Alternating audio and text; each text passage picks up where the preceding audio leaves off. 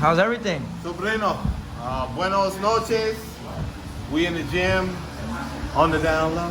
Yeah. Working hard, getting ready for a major event on September 26th. Sergiy Dervechenko versus Charlo. And we're having a good time in here. It's hot, humid. I feel like going outside and running a hose over myself, cool off. But we're just trying to get the work done. You're a busy man. You're traveling. You went from Vegas with Edgar. Yeah, Big win. yeah. We've got a bunch going on. Team Havoc is a conglomerate, and thank God we have so many athletes under our auspices now. We're moving around. We don't have fights here, Florida, Connecticut, wherever it's safe, wherever it's legal. We're going to be representing. So we're doing what we have to do. The last time we talked, we were talking about, everybody was talking about Sergiy Canelo. Who doesn't want Canelo? But it seems like nowadays Canelo is having a tough time getting an opponent. Which is true. Listen, I like Canelo, but I'm not liking what's going on with him now. He's starting to get Hollywood on us. And you're here to fight. You have one of the largest contracts in boxing history. Time to perform for the people, especially now with this pandemic. Like I said, even though I don't like what's happening with him, I do like him. I like him as an athlete and a person. I want him to get his game together, get in that ring, and start showing people why he is Canelo Alvarez. Was there ever a deadline? Because when we talked, this was like maybe a month, 2 months ago, when we last talked.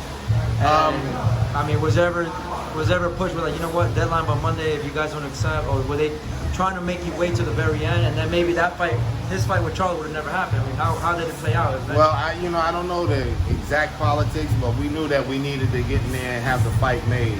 Whatever fight was most viable, and that's the decision we went with, and this was the direction we chose, which is now Charlo. Okay. How happy were you when you, I guess you finally, it was confirmed, Charlo's the one? Because I know there's history. I was very happy. I mean, quite frankly, the older Charlo, who we're boxing, he seemed to have really matured, simmered down. He's acting more professional, which I like. I mean, those hood type semantics, they don't work. They really don't work. I like what I'm seeing out of him. I hope he continues to go in that direction, and instead of all of the fanfare and the monkey business, it just works like a real professional. I'm coming to box, I'm coming to win, and that's what it is. When people say it might be an easy night for Charlo, he'll knock out Dervechenko, what do you say to that? When people underestimate Dervechenko so early? What? Apparently those people haven't seen the Triple G fight. They didn't see the Jacobs fight. You got to be smoking crack. Come on with that. But all I can say is there's a lot of people who don't know about boxing. Yeah. So I can leave it like that. Okay. If anyone ever states to me something that makes no sense, I just tell them, you know what, have a great day. Yeah. In terms of Charlo, in terms of resume, is Sergiy his toughest fight up to date? Without a doubt. Okay. Definitely. Okay. Without a doubt. Whereas we can't say the same about Sergiy with Charlo. It's a world of difference, and you're going to see the technician going to work on the 26th. In terms of, we didn't talk about Edgar, another one of your main guys. I'm assuming he's going to work with Sergiy. Yes. But what's going to be the difference between this training camp that maybe is different from Triple G or Danny Jacobs this time? Well, the Daniel Jacobs camp was different because I wasn't there. Correct. Triple G camp was fantastic, as you can see by the results. And this camp is going to be even more fantastic. You have one of the hottest young prospects. I expect him to be prospect of the year in Edgar Berlanga. And he offers massive resistance when it comes to getting ready for someone like Charlo. He's a bigger puncher, stronger athletically. So Sergey's going to have to be on his P's and Q's when he's getting ready, and that's going to really make sure he's sharp for the fight. Your reactions to this exhibition, Roy Jones and Mike Tyson, the return of Mike Tyson, what's your honest take on that? Listen, I don't mind it. I love it. It's an exhibition. People are like, oh, he's fighting. People are crazy. I think everybody's got corona in their head in boxing. It's not a fight. It's a glorified sparring match. They're wearing bigger gloves. They might have on shirts, you know, loaded with advertising. And I think it's fantastic. Julio Cesar Chavez had an exhibition with Mexico, yeah. Yes, and it was fantastic. They had fun. The crowd went wild. I mean, wild. It was amazing. Same thing. Yeah. And they were warned there will be no monkey business. If there's monkey business, the referee says he's going to stop it.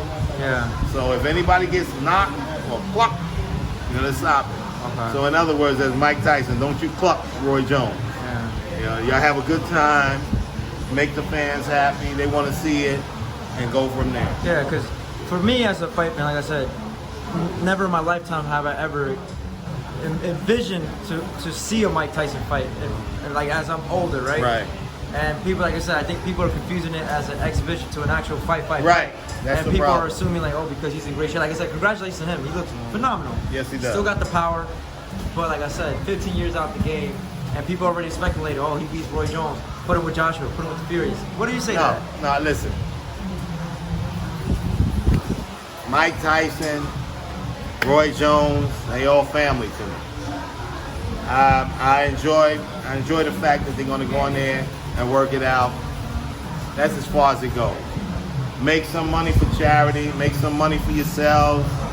I don't care. Nobody gets hurt. I don't want to see my guys getting hurt. Have fun. People who are envisioned, like you just say, you didn't get the chance to be there. You can see it and enjoy it, but remember what it is. It's an exhibition, not a fight. So people have to stop thinking, oh, it's a fight, Mike Tyson fight, Roy. No. Yeah. They're having fun for the people. Entertainment, which is what boxing is. Entertainment, sports, entertainment, exhibition, entertainment. Let's not take it any further than that. Correct. I guess we could continue this topic because it seems like a lot of the legends of the previous decades or a couple years ago, like De La Hoya, talk about coming back, 154 or whatnot, and then him and challenges, like him having difficulties with Canelo, his main, his golden goose, that golden boy, talk about how they might fight. What's your thoughts about just De La Hoya contemplating actually coming back to the ring? Listen, Oscar need to sit his butt down and continue being the CEO of Golden Boy. Cut that monkey business out, Oscar. You know better than that. You don't need to be getting back in the gym. Stop that talk. Just do what you've been doing. Be a businessman. Deal with your athletes. Deal with your company. Work through this pandemic. Stop talking about boxing. The only thing you should be saying about boxing is what I need to do to make it better. So you don't want to see him at all? Never get back in the ring? No. Okay. No. Lastly, we'll end it with this. Gervonta Davis and Leo Santa Cruz. I'm looking forward to it. Yeah. It's going to be a fantastic fight. I know Tank is going to get ready for it. Tank is a nephew. Yeah. And, he's sporting Havoc also. He's going to be in Havoc gear. So it's going to be an interesting fight. Tank knows he has to get ready for it. And when Tank is in shape, it's going to be That's when he's the most dangerous. Rough situation. And so I'm expecting him to be victorious in the bout. Is it fair to say that it's on him if he's not disciplined enough that it might give a little advantage on Leo? Okay, so but if he's on the right track, on weight, no weight drain, he's doing the right thing. He's gonna be all right. Okay. That's the only way I can put it. Yeah. Ready to go, in shape. The diligence and the hard work put in Tank, Gervonta Davis is going to be victorious. Okay. In terms of pay-per-view numbers, how much do you think they could do? This will be Tank's first actual as a headliner pay-per-view. Well, I think it's going to do very well because there's nothing else going on. Everything is still in the same position. I don't see it getting any better by that time. So, and people need something.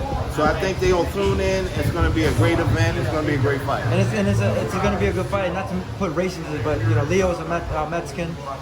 Tank come from Baltimore, so I think that builds up the fight even more. Oh yeah, it's gonna help. It's gonna help. I mean, it'll bring the crowds in pay-per-view wise, and we can go from there and really blow it up.